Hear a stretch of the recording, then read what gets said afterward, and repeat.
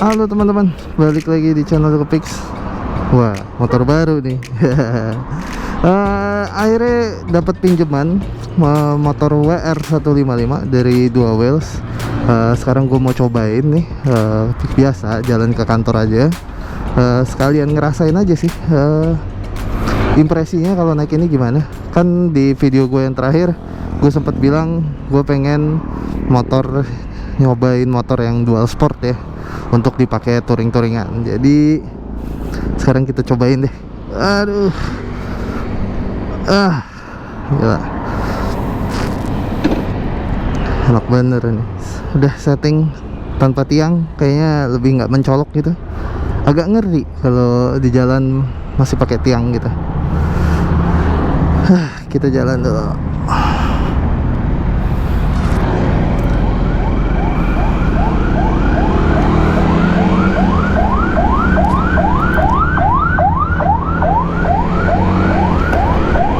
Ada kebakaran.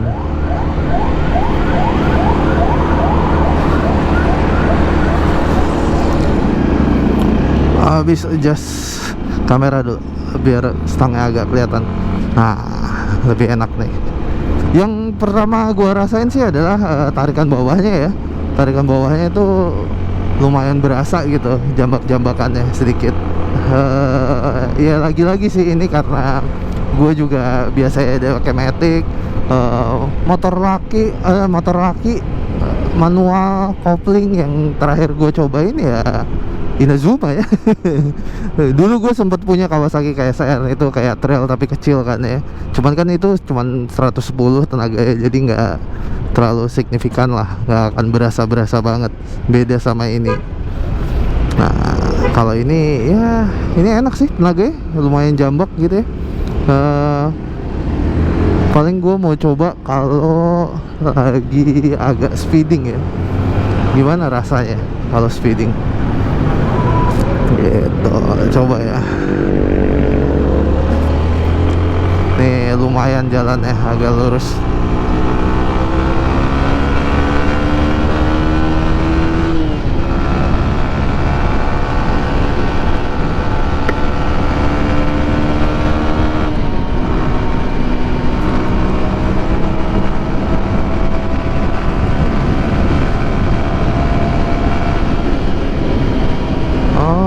Lumayan sih, masih relatif enak. Tadi sampai 90 itu juga belum di revnya, belum sampai atas-atas banget. Cuman emang VVA nya udah nyala. Nih mungkin di jalan yang agak lurus ya. Posisi lagi di gigi 5, 96.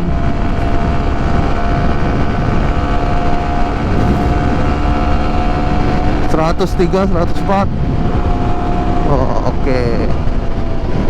Masukin gigi 6 dia baru ngalusin gitu modelnya. Oke. Ya tenaganya cukup ngisi sih. Di bawahnya enak gitu ya, dari 0 sampai 70 nya cepet ngisi. Dan pas dia naik di atas 80, 70-80, apalagi kalau kita pakai RPM-nya dinaikin terus ya, di tinggi. Pas ganti gigi ya, pas di VVA-nya udah aktif ya, tenaganya ngisi lagi jadinya. Paling konsnya adalah karena ini mesin motor juga cuma 155, suara mesinnya udah lumayan tuh, udah lumayan teriak-teriak tuh kalau kita ajak bola lari di atas 80 ya, apalagi RPM tinggi terus. Itu lumayan mesinnya teriak. Gua nggak tahu sih ini emang kita harus tega nih ya, harus tega sama mesinnya. Mungkin bisa juga kan, karena gue juga nggak tahu karakternya gimana. Siapa tahu emang nggak apa-apa bang, motor ini mah hajar aja RPM tinggi terus aman gitu, bisa juga gitu, gue nggak tahu. Cuman di luar suara mesin yang udah teriak-teriak sih, gue nggak punya masalah yang lain sih. Ini motor kayaknya untuk gaya riding gue touring gitu udah cukup banget sih.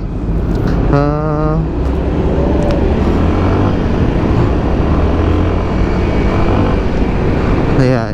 Paling kayak gini tuh mungkin ya, dengan kapasitas cc yang cuma 155, akan nemuin kendala kalau nemuin tanjakan yang panjang gitu ya, tanjakan panjang tuh mungkin loh ya, mungkin akan baru tuh kelihatan apa sih, baru kelihatan 155-nya. Karena kalau di mesin cc yang lebih besar, kita bisa tuh nanjak lebih effortless gitu ya. Maksudnya effortless tuh lebih RPM rendah, santai nanjak. Sedangkan mungkin ini dia akan kalau masalah nanjak, kalau kuat pasti kuat sih feeling gue. Cuman dia rada usaha aja, mesin udah teriak-teriak gitu ya, karena RPM dia di atas 0 gitu. Paling mungkin itu bedanya. Cuman overall ini motor enak sih, dipakainya enak gitu. Aduh, lampu merah lagi. Nanti kita lanjut lagi aja ya. Nih jalanan macet, males. Nah, balik lagi teman-teman. Sekarang tadi kita udah ngomongin tenaga ya. Sekarang kita ngomongin soal posisi riding. Nah, posisi ridingnya nih karena motor trail dia lumayan tinggi ya. Gua lupa sih seat height tinggi tempat duduknya berapa. Cuman gua tinggi 173 cm sih, masih jijit ya, masih jijit. Kalau dua kaki balet, kalau satu kaki masih agak lumayan lah. Tetap jinjit, cuman agak lumayan. Terus dia karena seat height-nya tinggi, otomatis kita duduknya jadi lebih tinggi nih. Jadi kalau teman-teman lihat nih, gue naro kamera itu di chin mount ya, di dagu helm. Nah, kalau gue taruh di situ, posisinya kurang lebih kayak gini nih. Kalau di antara pemotor ya, gue lebih tinggi gitu ngelihatnya, jadi enak. Jadi kalau kayak mobil-mobil hatchback gitu, gue masih bisa ngelihat di depan tuh mobil apa gitu. Jadi bisa lebih awas. Kedua, nah, selain tinggi juga dia stangnya udah agak lebar nih. Jadi buat nyelap-nyelip gitu, menurut gue sih masih enak ya, masih enak dipakai ya. Nah, gila macet deh. Ntar kita pindah jalur. Nah, tapi yang surprisingly menurut gue nih motor, di bawah nikung-nikung, di bawah agak ngerebah dikit, motornya cukup nurut gitu ya. Enak menurut gue, masih enak. Mungkin itu juga kenapa banyak WR155 ini yang dijadiin supermoto ya, karena menurut gue harusnya on roadnya asik nih gitu, apalagi pakai ban on road, ban supermoto lebar-lebar, enak sih emang kayaknya. Gue cuman karena buat gua ini kebutuhan gua kan lebih buat motor touring ini ya, jadi ya gua akan tetap pakai ban tahu aja gini gitu. Cuman gua ngerti kenapa orang-orang banyak yang bikin ini jadi supermoto, karena enak sebenarnya dipakai liuk-liuk gitu. Dan suspensi menurut gua suspensinya cukup oke sih, oke lah menurut gua. Suspensinya enak walaupun masih teleskopik ya, cuman kan dia teleskopiknya udah agak lebar. Jadi kemarin gue berapa kali ngajar lobang, nyobain, terus hajar polisi tidur, masih enak sih. Gue nggak tahu sih, gue belum pernah nyoba KLX atau CRF. Jadi tapi menurut gue ini cukup sih, kayaknya nggak harus gitu ya ganti yang ke upside down gitu. Kecuali ya kalau teman-teman punya dananya dan pengen lebih ganteng, ya silahkan lah, nggak ada yang larang. Gitu sih paling. Sekarang kita macet-macetan dulu deh. Oh iya, mau nambahin, aduh belakang tempat sampah nih. Tapi gue mau nambahin sedikit sih, soal stang ya. Menurut gue mungkin harus diganti, entah ganti racernya atau ganti stangnya yang kupingnya lebih tinggi ya, karena ini masih agak pegel di tangan, agak nahan kalau lagi apa ya, lagi deselerasi gitu, lumayan nih badan, tangan pegel karena nahan badan semua gitu. Mungkin akan lebih, kalau diganti yang lebih tinggi bisa lebih relax lagi, bisa lebih santai, dan buat jalan jauh tuh enak gitu. Gitu sih paling.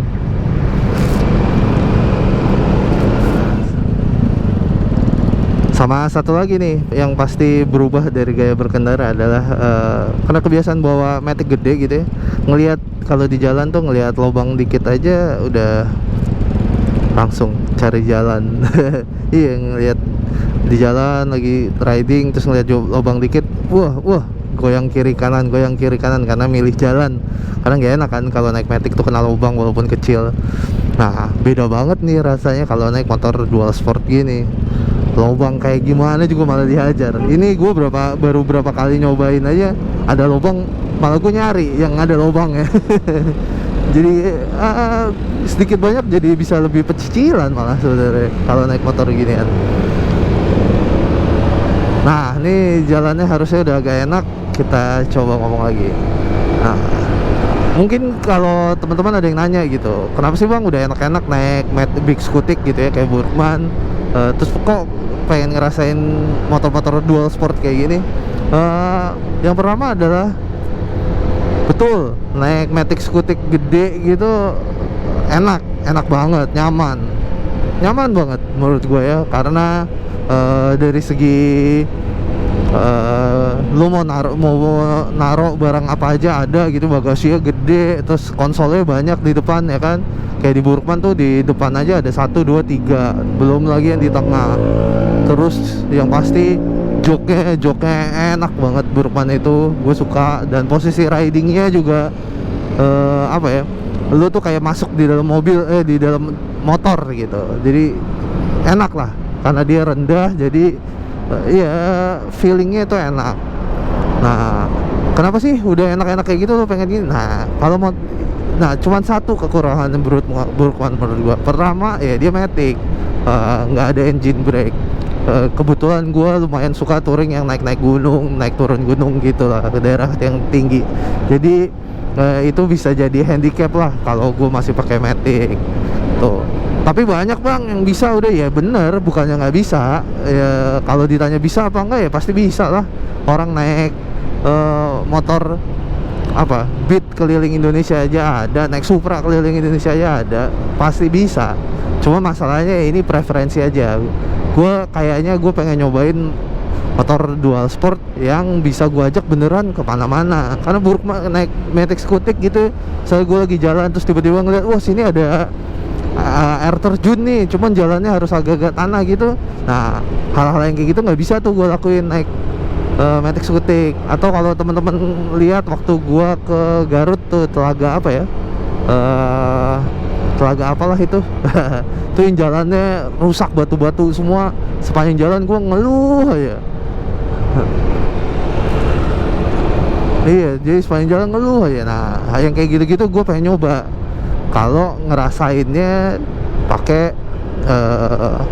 motor dual sport kayak trail gini. Nah cuman yang pasti sih gear, barang bawaan harus banyak berubah, harus banyak yang dilengkapin lagi karena beda banget. Bener kayak sepatu, mungkin kalau naik motor kayak gini gue udah nggak bisa pakai sepatu pakai sepatu casual lagi gitu untuk touring jauh ya. Mungkin kalau cuma buat ya touring sehari 2 hari masih aman lah, atau pakai ke kantor kayak gini gue masih pakai sneakers saja. Cuman kalau untuk touring mungkin harus pakai sepatu yang agak proper lagi. Dia banyak lah gear-gear yang harus dilengkapin gitu. Cuman salah satu alasan kenapa gue mau nyobain motor dual sport ya karena ini motor dirancang untuk bisa kemana aja sih. Intinya sebenarnya kuncinya di situ sih, dengan konsekuensinya ya, tetap dengan konsekuensinya. Apa konsekuensi yang paling nyata? Apa? Pantat.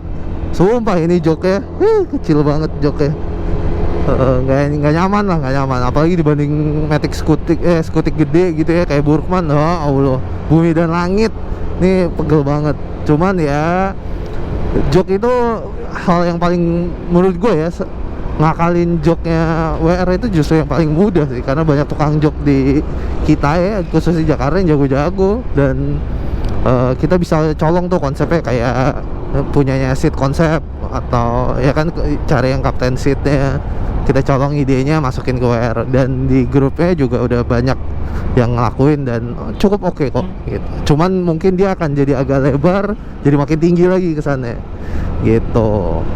Nah kalau soal tinggi, gue masih, kalau untuk jalanan on road terus gitu ya, gue masih cukup pede sih untuk nggak usah masangin lowering gitu ya. Emang jinjit, cuman kalau jalan aspal masih pede banget. Beda rasanya, Beda lagi kalau emang gua mau jalan-jalan batu gitu ya, batu-batu lepas kayak di Gunung Halimun yang batunya gede-gede. Karena itu kan apa ya, kemungkinan besar kita akan jalannya pelan-pelan, kaki banyak napak, terus beda ketinggian antar batu. Nah itu tuh kalau nggak napak sempurna baru agak-agak mengerikan tuh, karena takut batunya gloyor jatuh. Masalahnya jatuhnya jatuh bego gitu, bukan jatuh lagi ngebut jatuh gitu, ini jatuh bego biasanya gitu. Itu mungkin baru perlu pasang loring gitu. Terus kalau jadi ngambil nih motor, apa aja sih bang yang mau lo lakuin? Nah pertama gue mau coba ganti ban dulu. Ini bannya sih oke, cuman agak-agak sedikit-sedikit ngebuang gitu ya kalau lagi agak miring-miring. Mungkin tetap pakai yang dual purpose juga, cuman cari yang agak mendingan lah gitu ya. Terus apalagi sih selain ban, kayak tadi paling satu yang pasti itu ini ya, stang handlebarnya mau gue ganti biar lebih tinggi, entah racernya entah handlebarnya aja nih, karena ini masih agak lumayan pegel. Mungkin lebih tinggi sedikit bisa lebih enak ya gitu. Habis itu yang tadi gue ceritain, jok mungkin akan di custom biar lebih lebar dan lebih empuk ya gitu. Terus apalagi sih, karena buat kebutuhan touring ya gue pasti tambahin top rack ya, top rack di belakang, sebenarnya buat naruh barang dan buat ngikat-ngikat. Karena rencananya gue sih pengennya pakai tas model-model kayak Moskow Moto gitu ya, yang dia rackless kan, dia nggak perlu rak samping kiri kanan. Karena ada juga produk yang lebih murah. Moskow tuh lumayan mahal ya, 13-15 juta gitu. Ada juga yang produk yang lebih murah, si Rhino ya, Rhino Walk ya. Kebetulan dua wheels juga udah pakai si Rhino Walk itu dan cukup oke. Dia modelnya juga rackless. Jadi rackless itu maksudnya dia nggak perlu rak kiri kanan ya, gitu. Karena sebenarnya jadi akan ngelebar gitu, ngembang banget kiri kanannya kalau pakai. Cuman ya kita lihat nanti lah, bisa juga akhirnya gue pakein rak.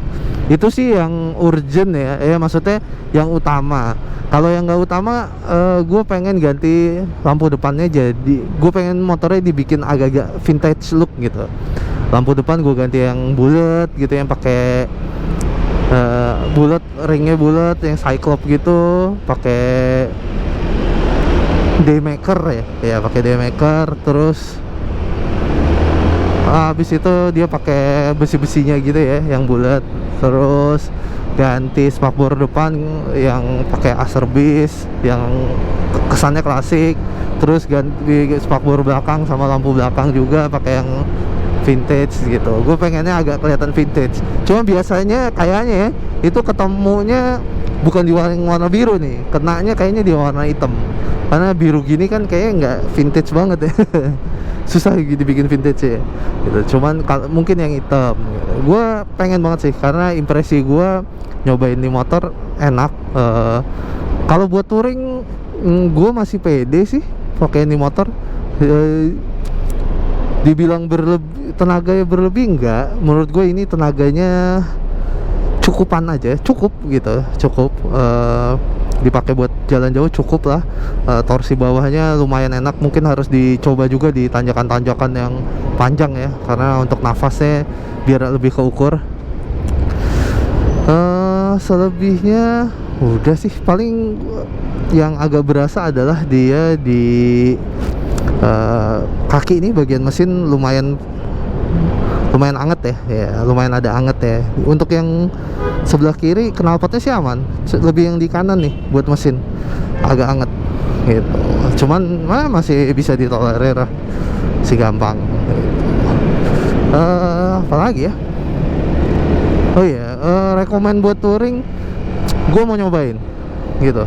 Karena buat touring kayak tadi gue bilang ya, tenaganya ini cukupan, 155 tenaganya cukupan, bawahnya oke, atasnya juga oke. Paling gue masih rada nggak tega ya sama teriakan mesinnya gitu kalau digeber terus. Cuman kalau emang nggak apa-apa ya nggak masalah juga.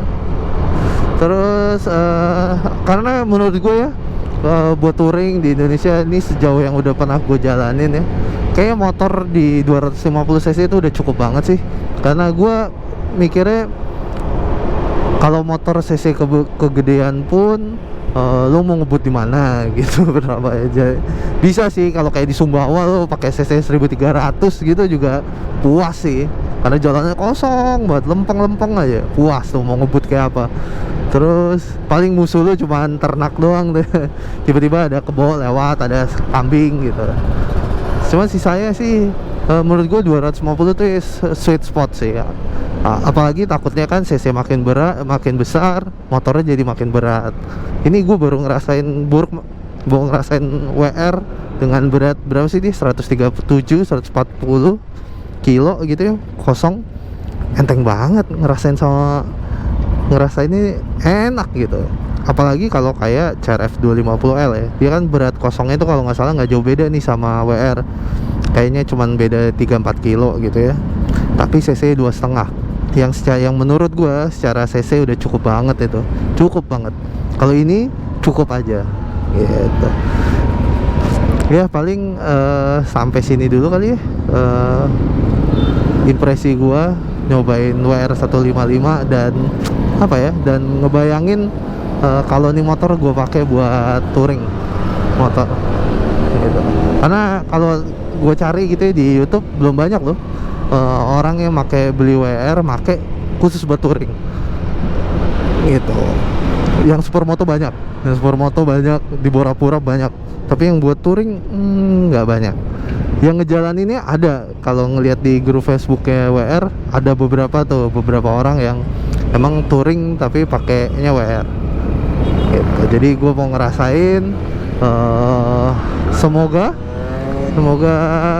kesampaian beli WR 155 yang khusus gue pakai buat touring, sama harian juga bisa kali ya. Ya udah gitu aja, thank you teman-teman.